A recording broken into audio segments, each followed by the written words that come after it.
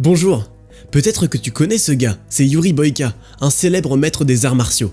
Il vient de sortir de la prison la plus dangereuse de Russie et il est prêt à conquérir le monde des arts martiaux mixtes. Mais même dans ses pires cauchemars, il ne pouvait pas imaginer ce qu'il devra traverser sur le chemin de la renommée mondiale.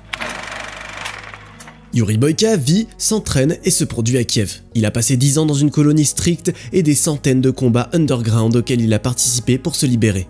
N'importe quelle autre personne aurait abandonné ses rêves il y a bien longtemps, mais Yuri a résisté. Il rêve de vrais titres, pas de la prison.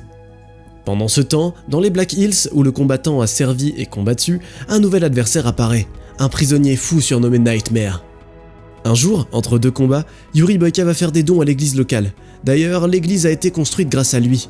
Le combattant essaie de trouver son salut dans la religion, mais le prêtre doute de son chemin de vie.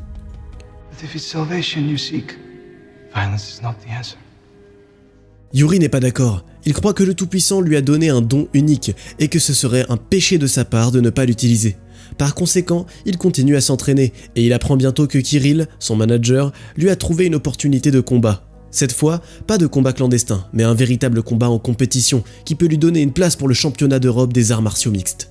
Avec son manager comme compagnon, Yuri se rend à Budapest. Il a les yeux rivés sur une victoire spectaculaire, d'autant plus que les premières rangées de l'arène sont réservées aux éclaireurs, qui sélectionnent les meilleurs athlètes pour coopérer avec eux. Le combat commence. Dès les premières secondes, on comprend que l'adversaire de Yuri est un athlète qui maîtrise son art.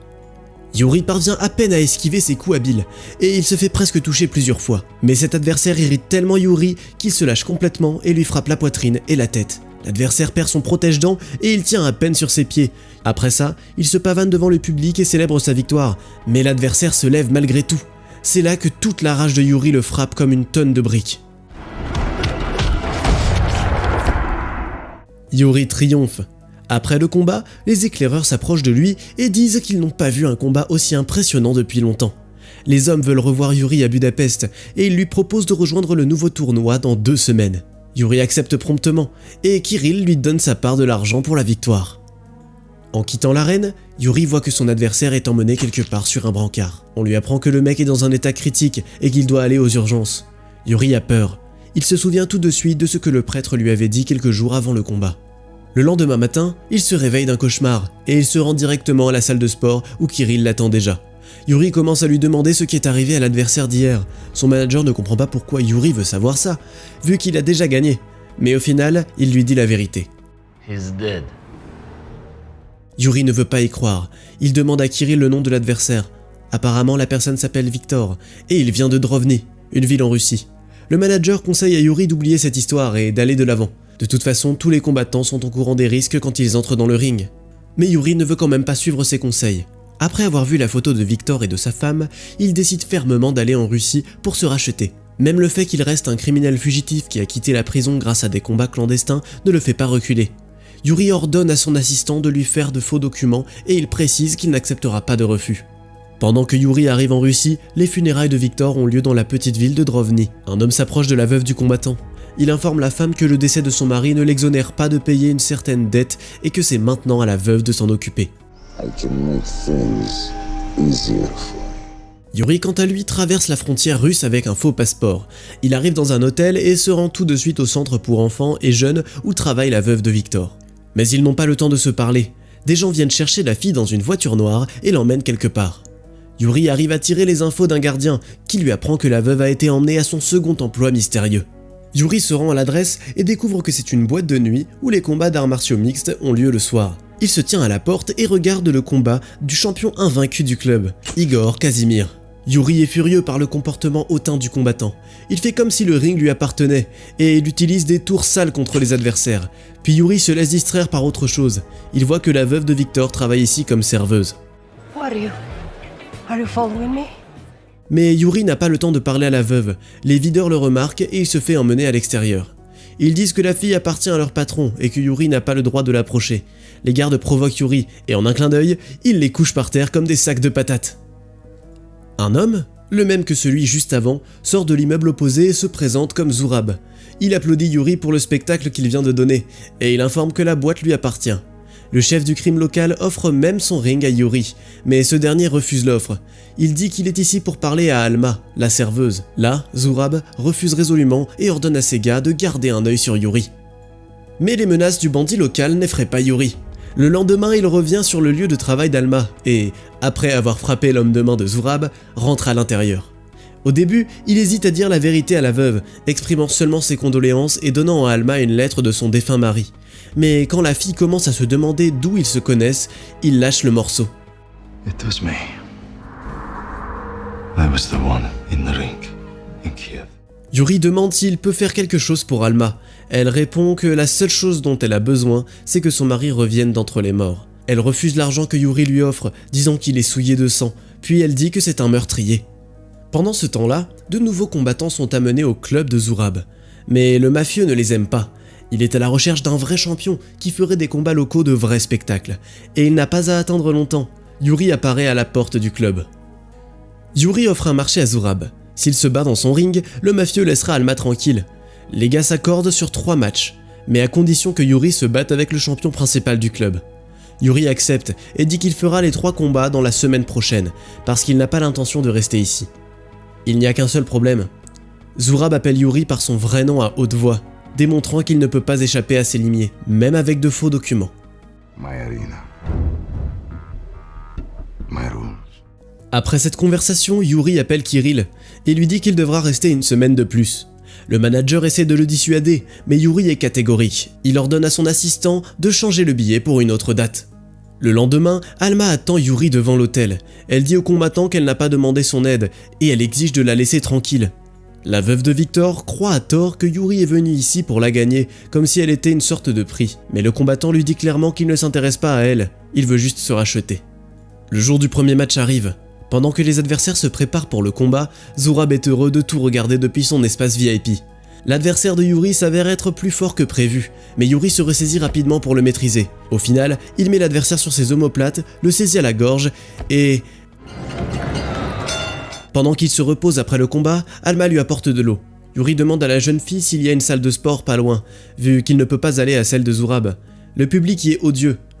Alma dit qu'il peut venir s'entraîner chez elle. Le lendemain, Yuri se rend au centre pour enfants et jeunes et il s'entraîne là où Victor se préparait pour les compétitions. L'heure du deuxième match arrive. L'animateur annonce que Yuri Boyka, déjà connu du public, se battra contre les célébrités locales, les frères Ozerov. Yuri apprend donc qu'il devra se battre contre 2 personnes, quelque chose dont il n'était pas au courant bien sûr. Mais il accepte quand même. My arena, my rules.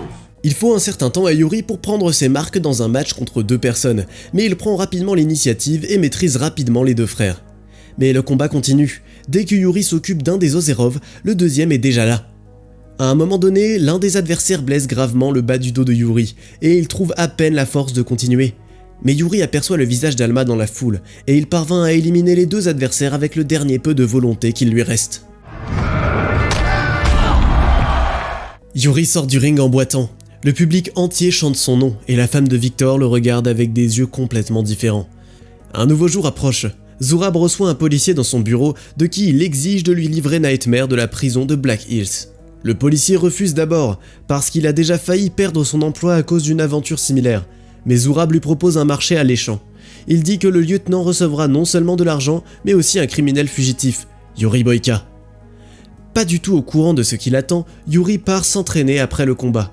Alma vient voir le combattant blessé et elle lui propose d'appliquer une décoction spéciale sur le dos. Mais quand Yuri demande pourquoi elle ne quitte pas cette ville, la femme se vexe et arrête ce qu'elle fait. Alma explique que ce centre est le plus grand rêve d'elle et de son défunt mari, et qu'ils ont emprunté de l'argent à Zurab pour ça. Quitter ce centre et les enfants qui y vont serait de la folie totale pour elle. Après avoir appris que Yuri vient régulièrement sur le lieu de travail d'Alma, Zurab devient jaloux. Il vient la voir et il commence à monter la femme contre Yuri. That was an accident. Was it truly an accident? Kirill rappelle Yuri pour lui dire que tout Budapest est couvert d'affiches avec son nom et qu'il est attendu pour se joindre au concours dès que possible. Yuri lui promet qu'il sera à l'arrêt de bus à 9h ce soir-là. Dès qu'il rentre dans sa chambre d'hôtel, il y voit une personne inattendue. Alma veut découvrir toute la vérité sur ce qui s'est passé quand son mari est décédé. Elle est prête à entendre la vérité, que ce soit un accident ou non. Yuri raconte son histoire. Il dit qu'il a fait des choses terribles pour lesquelles il est allé en prison pendant longtemps, qu'il était un homme mauvais, plein de haine, jusqu'à ce qu'il trouve Dieu. Yuri s'est battu des centaines de fois dans les arènes les plus sales des prisons, les plus abominables. Puis quand Dieu lui a enfin donné une chance de prouver au monde entier qu'il valait quelque chose, Yuri a arrêté de voir une personne sur le ring devant lui. Pour lui, Victor n'était qu'un obstacle sur le chemin de son rêve le plus cher. Yuri sait que rien ne suffira à compenser la perte d'Alma, mais il regrette ce qu'il a fait de tout son cœur. Yuri entre finalement sur le ring contre son dernier adversaire, Igor Casimir. Il y a un combat acharné et les deux combattants se battent férocement. Mais l'adversaire joue un jeu très sale, il inflige encore plus de blessures au bas du dos déjà douloureux de Yuri, et il ne se retient pas de donner des coups dans l'aine. Yuri abandonne presque, et Casimir commence déjà à célébrer la victoire, tout fier. Mais Yuri capte une fois de plus le regard d'Alma dans la foule, et il se lève avec une vigueur renouvelée. Il devient féroce et inflige une série de coups dévastateurs au point vulnérable de son ennemi. Casimir est complètement perdu, et Yuri l'assomme facilement avec un coup de pied puissant. Yuri quitte le ring entouré de ses fans. Il pense que c'est fini pour lui ici, et qu'il peut donc aller à Budapest pour la compétition de ses rêves. Mais Zurab a d'autres projets. Il fait semblant d'avoir mal compris et dit qu'ils se sont mis d'accord sur 3 combats et un autre avec le champion. Et Casimir n'est pas un champion, juste un clown local. Yuri est furieux, mais un ultimatum lui est donné. Soit il rentre à nouveau dans le ring, soit Alma reste propriétaire de Zurab à tout jamais. Bring me a champion. Ils annoncent le combat principal de la soirée. Un Yuri victorieux contre un voyou venu de prison. Yuri voit son adversaire et n'arrive pas à en croire ses yeux. Nightmare est 2 fois plus grand que lui. Zurab a fait asseoir Alma à côté de lui dans l'espace VIP et elle est paniquée. Le combat commence. Dès la première minute, Yuri perd son protège-dents et tombe. Tout le monde pense qu'il s'est fait assommer et il célèbre déjà la victoire de Nightmare. Mais Yuri ne se laisse pas faire. Il a encore quelques secondes pour se lever et continuer le combat. Il voit Alma, inquiète, et Zurab en train de rigoler. Yuri recueille ses dernières forces. Il est gravement blessé dans le bas du dos. Malgré ça, il continue à se battre, surmontant la douleur. Son adversaire est visiblement épuisé, et il commence aussi à flancher. Yuri pousse Nightmare avec des coups à la poitrine, se bat au sol avec lui applique une technique douloureuse pour finalement...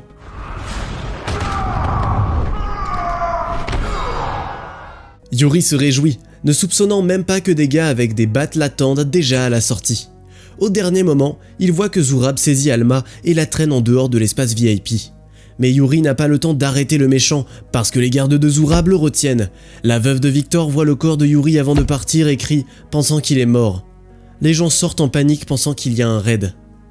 Mais ils ne remettent pas Yuri à la police. Donc il se lève, assomme tout le monde, puis il se fait tirer dessus par une autre personne de la mafia.